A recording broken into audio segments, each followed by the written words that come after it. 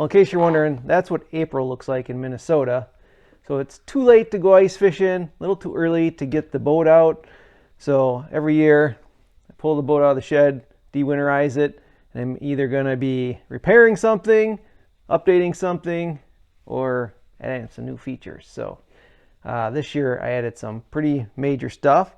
So I thought it'd be a good time to go over and just give you a tour of the boat and all the mods I've done to it and to show you around. So this here is my 1991 Alumacraft Competitor 185 CS. That means it's just over 18 feet long. It's got a side console. This is the exact design I was looking for when I bought this boat. I like being able to drive up front, but I also like this nice wide open area, plenty of places to fish. So this boat has come a long way since I bought it off Craigslist several years ago. So starting out, I started with my dad's 14-foot Alumacraft. little boat, wasn't too big. Got me around, had a little 25-horse Evinrude on it. Early morning Saturday. It rained, so we're just draining the boat out a bit.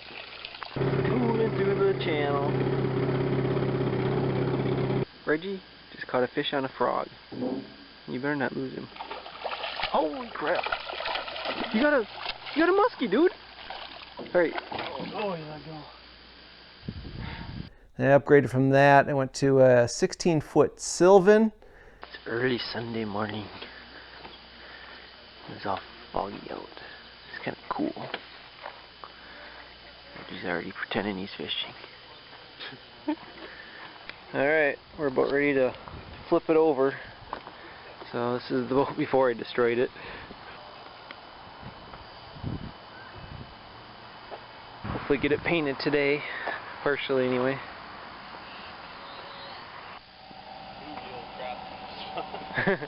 She doesn't look too bad. And of course I modified that one a little bit, gave it a paint job, updated a few things there, and then I finally traded that 16-foot Sylvan in for my 18-foot boat here, which is ideally what I wanted. So one thing I noticed when you jump from a 16-foot to an 18-foot boat, the price increases significantly. So the only way I was going to afford it is to go on to Craigslist, find a used one, and I kept looking every day, and I finally found this one. It's listed way just north of Bemidji, Minnesota, which is almost a 6-hour drive for me. So it was quite a long drive to pick this one up, but they had it listed for $5,200. And when I went up there, it was a mom that had 3 boys, teenage boys, and they wanted to sell the boat to get a truck for one of the boys. So I offered her $4,500, and she's like, all right, I'll take it. I didn't even negotiate. So I felt bad. I gave her $4,600 for it, and I think it's well worth it. So a quick tip for anyone selling something online: if someone is willing to drive 6 hours to come pick up the thing you're selling, they're probably willing to pay full price for it, which I fully prepared to do, but heck, I got it for $4,600, so I ain't complaining. So when I got this boat, it was sitting outside, pretty bad shape. It was full of snow and ice, and they didn't take very good care of it. All right, it's March 3rd, 2014, and I just brought home the new boat yesterday. Got these brackets on here for tubing that attaches to it somehow. Nice wide sides. The tilt and trim is right here.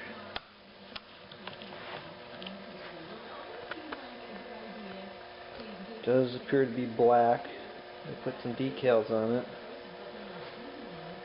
Trailer's a little bit rusty gray. I'll paint that. It's a brand new spare. It's been in here overnight and still got snow in it. All these bins are frozen closed, so I guess we'll find out what's in there. But he left everything in here. They had in the back end here, they used it for water skiing, so they had a homemade metal contraption bolted down to the floor. I removed that. Still got the little marks there where it was in the floor where they cut the carpet. But removed that, so got rid of that. And also had just a lot of general cleaning to do. But let's just start at the front of the boat, and I'll just kind of work my way back, show you all the stuff I've done to it and how it looks now. All right, start off, see the lighter colored carpet there? That whole front end there is all new wood and carpet. It was all kind of rotted when I bought it, so Reggie came over and helped me with that. We fixed that whole front end. So it's added a few more supports underneath where, and it's like new now. Works really good. I also added I got the Minn Kota Trove on here. It's an 80-pound iPilot Minn Kota here. Up front, we got the Humminbird Helix 7. There you go, you can see it better there. It's just the base model. This was actually on my father-in-law Dennis, his boat. He just sold that last year. So I just took it off his boat, threw it on here. Got a little front panel up here. I added a new plug for the trolling motor and kind of made all these switches work. A lot of rewiring underneath here that you can't see. Working down the rails here, I added a cup holder over here and another cup holder over here, along with a little rod holder. All right, here's the part I'm really excited about. Just installed this right now, actually a couple days ago. This is the new Humminbird Explorer 9 fish finder. This is the newest fish finder I've ever owned. If you're watching my fishing videos, I keep it pretty simple. I've been running the Humminbird 598 over here, just the little square one. And that's all I've ever used my whole life. Actually, that's the newest one I've ever had. Before that, I had just the 520, I think it was, just a little black and white one. So, but I explore new lakes every time I go fishing, and what I really wanted this for is it has good down imaging, side imaging, and it's really cool to see what's underneath the water. We can find the structure, so it'll help me find fish on new lakes that I haven't fished yet. So I'm excited to put this on the water and actually try it out. I have to fiddle with a few setting stuff to get it all right. And I got all the Lake Master maps on here, so I got high definition maps. So I'm really excited to try that out. I got a lot of these gauges and switches didn't work, so I replaced a lot of those. See, here's where the old fish finder was, right here.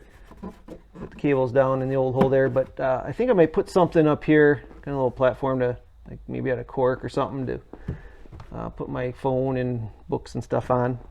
But see here, I installed the Victron battery monitor so I could tell how much voltage is or power is left in my trolling motor.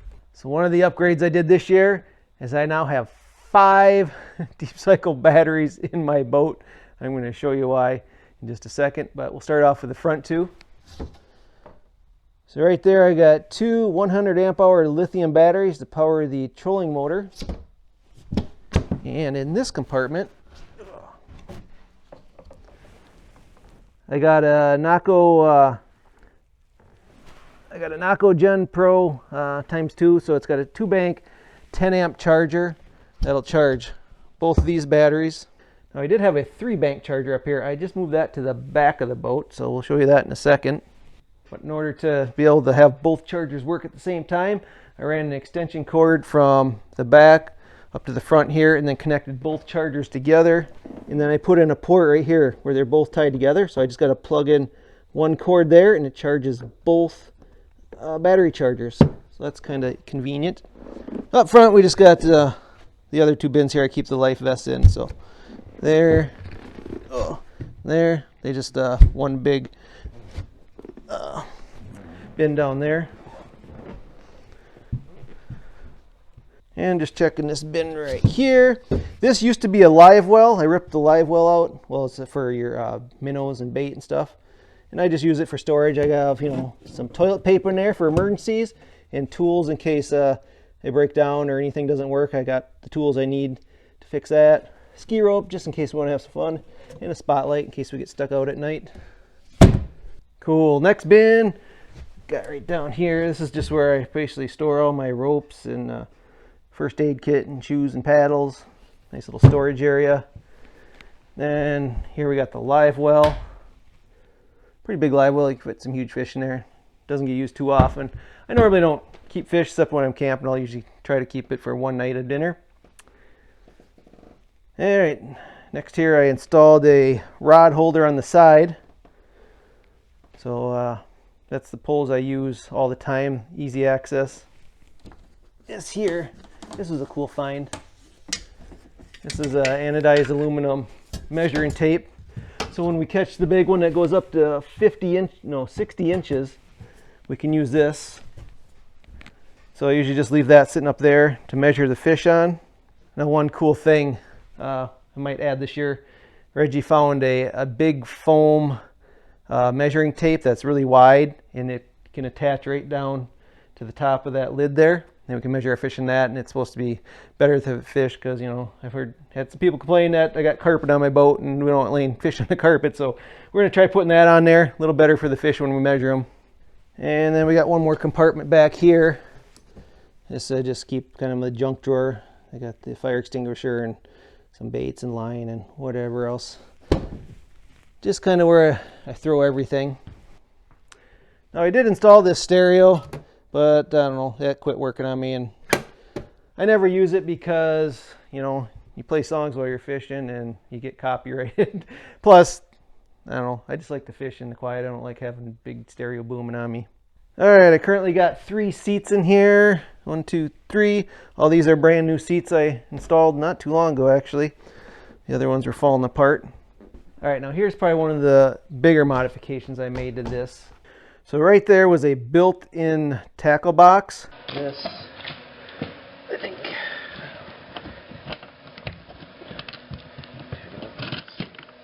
Oh, it's a built-in tackle box. Interesting. Kind of see, I don't know if you see the line right there, that's where it went in, and then you kind of see where I added a strip onto there. I ripped out that tackle box and I turned this into a rod locker. So I made the board here, the little door. So if you open that up, so I just built this door and made this whole thing. I can fit a bunch of poles in here now because I needed extra space to store all the poles. And then I just had to add this extra piece on here, so I just bent a piece of metal to match this one, riveted on. That all works good. So here's the third battery in here, which I just installed.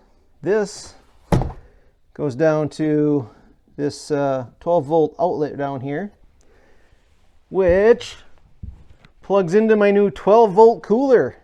Now Reggie gives me crap all the time. He says it's not a cooler, it's a refrigerator. It's got a 12-volt compressor in it. It's basically like a sideways refrigerator. But I say it looks like a cooler, it acts like a cooler. I'm calling it a cooler. Let's take a look inside of it. This is the Iceco brand, and it's beautiful. It's all aluminum. It's even got some built-in lights. It's got 2 compartments, so I can have either one as a fridge or a freezer. What I'm thinking is I'll keep this one at like about 38, 39 degrees, which is temperature of a normal refrigerator. Keep all my drinks and food and whatever I want in here. And here I'll just keep this one at about 50 degrees to put, you know, if I have night crawlers, leeches, and kind of a little bait station here. Keep them nice and cool out of the sun. So I got this hooked to a 100 amp lithium battery, and I ran it, I hooked it up last week. It ran for 4 days and was still going, and at that point I'm just like, okay, I just need to start charging the batteries and doing some other stuff in the boat. So I turned it off, but it is a little bit cooler in the shop. It's only about 50 degrees in here. So I'm sure in the hot sun it won't last quite that long, but so far it lasted 4 days and it was still going strong. So I'm curious to see how long this will last out on the lake. But it'll definitely last long enough to take it on you know, day trips and stuff. But if I go on like a week-long trip, I'm curious how long it'll go without charging it. Now, one of the biggest advantages to having this is, one, well, I don't have to constantly find ice, but my old plastic cooler, I'd throw some ice in there, my drinks, some food, you know, get sandwiches, cookies, and I throw my worms and leeches in there. By the end of the day, all the ice melts and everything's floating in water, and the worms are waterlogged, and my leeches are swimming around my food, my sandwich is soaked, and my cookies are, you know, soggy. So this way I don't have any ice, everything will stay cool and nothing will get wet and nasty. All right, this is the charger I had up front. I moved it to the back because I now have 3 batteries back here. So flip open this lid. So I now have another 100 amp hour lithium battery, and this is going to be powering all my electronics. And then I do have 1 lead acid battery in here. This is the starting battery, and that's on its own dedicated circuit here just to start the motor.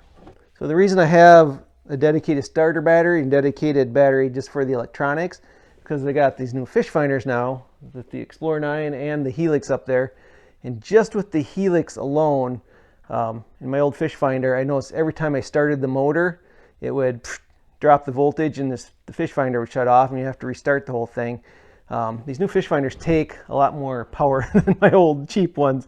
So this way they're on a dedicated line where starting the motor and stuff won't interfere with the fish finders. So that battery will be powering, you know, all the fish finders, lights in the boat, and the cameras and anything I'm charging phones where. So it's all dedicated to that one battery, and 100 amp hour battery should be enough to last for a few days. And I just put a little foam block back there, so this my cooler will sit up nice and snug against there and won't damage it. And I got one more compartment here. This is just I ripped a bunch of stuff out of here too, made it a storage bin. So I keep my oil and funnels, and got a safe rope there in case I ever need to pull the engine. Just stuff that's required in there basically. All right, let's go check the back of the boat and see what the outside looks like. This is the motor that came on it. It's a 1995 Evinrude 88 Special. I gotta say, this motor, it's an old beast, just like the boat, but it just runs. I haven't done much to it. I change spark plugs every spring, and I think I put a new water pump in it. Other than that, not much wrong with it. It might have been last year, 2 years ago. Anyway, the motor was surging, and it's like, oh no, the motor's going bad. Turns out I just had a plug in the fuel tank. So one of the projects I did on here is I pulled up the floorboards and removed the fuel tank, cleaned it all up, and I found a piece of cork in there that was plugging the line. So got rid of that, cleaned it all up. I also installed a new big old fuel filter on it to help prevent any more dirty plugged lines, that stuff like that. I also got another video on where the fuel gauge wasn't working, and installed a new sending unit in the fuel tank. So that's actually how the tank got plugged, as the old cork piece or on the end of that sending unit broke off and got stuck in the tank, so and plugged up the line. All right, now we got to check out the transom. You notice I got a new cap on here. Looks pretty good. This is my most viewed video of all time. I replaced the transom here. I used a product called Carbon Core. It's a ceramic resin. So instead of ripping apart the whole back end of the boat, I just took this top cap off, and then you just pour the resin right in there. And I got to tell you, that's been, this is going on year 5 now. Still looks perfect. Had zero problems with it. And highly recommend the stuff. You can always check out that video too if you want. All right, let's go back up front here and check out some more stuff. On the trailer, I put all 3 new tires on. I got 2 new tires and a new spare. Put an electric winch on it, new jack down there, and then I took the trailer and I painted the whole trailer, and I put brand new rollers on all the way down. All right, now for one of my favorite upgrades I did. I put the old vinyl wrap on it. It was all black, that was all scraped up and had some graphics on it. But this vinyl, I think it's going on 3 years now, and it's still holding up pretty good. And I love the old big northern pike on there. Looks pretty cool, I think. Oh, while I'm back here, I also got these new ratcheting transom straps. Now, if you haven't switched your transom straps to these ratcheting type, you are missing out. These ones are by Strapino. They're heavy duty stainless steel. And as you can see, they even got their sweatshirt. They did send me these to try out, and I had some from Cabela's on there, and they were kind of rusting out and they weren't working very well, so I switched them out to these, and these have been working great ever since I got them. So I highly recommend these. All right, now for the last item. I just installed these today. Actually, I installed half of them. I still got to do the other side. Check this out. This is the new Bullseye quick load system. Centers your boat on your trailer perfectly every time. There's one here and one on the back, and even they can even turn for the travel position, and then they turn for the load position like that. But that's going to be a whole other video. I'm going to show you the full install and then show you how it works on the water. So I'm super excited to try these out. So be looking forward to that video soon. If you want to look at them for yourself, they're the bullseyequickload.com. Go check them out. It's a nice small family-run business right here in the USA. They hand make all their products, and I personally met the owners, so highly recommend them. Go check those guys out. Oh yeah, I guess one last item here. Saw these these big tall PVC guide-ons. They got a light on the side. The new quick load there has made these obsolete. I'm not going to need these anymore. These actually were wearing holes in my boat cover. But I'm actually going to leave them on there because when I'm backing up, it helps me see where the trailer is. I just pulled them out a little bit so they don't actually guide the boat on anymore, but they'll just be used for so I can see where the trailer is when I'm backing it up. Okay, now I got a couple questions for you guys I need you to vote on. A couple video ideas I got coming up this summer. First one, I'm thinking about doing a virtual fishing video where I got the 360 camera on the back of the boat, and I was thinking of just having it be a 360 video where you can control that camera. It'll be start to finish. We'll probably do a smaller lake so it doesn't take forever, but I'll have it run uncut from the time we get to the lake, time we pull off. You'll see the entire day of fishing, and you'll be able to control where the camera goes. You'll be able to I'll have to play around with this, but for most screens you just touch the screen, you can move, you can look anywhere you want around, 360 degree view, and basically you'll be with us fishing that day and be there from start to finish. It'll probably be a couple hour long video, but I thought it'd be great for all you guys that maybe you're stuck at home, aren't able to get out on the lake, you're not able to anymore. It's like you're literally in our boat with us fishing. You can kind of interact a little bit and just look at whatever you want. So I thought that'd be kind of a neat idea. So if you like the idea, let me know down in the comments. See if I should make that video. And the other one is I got some great fishing videos planned for this summer. I already got a lot lined up. I actually got about 10 lakes from last year I haven't even posted yet because I didn't have time. So we got all those lakes.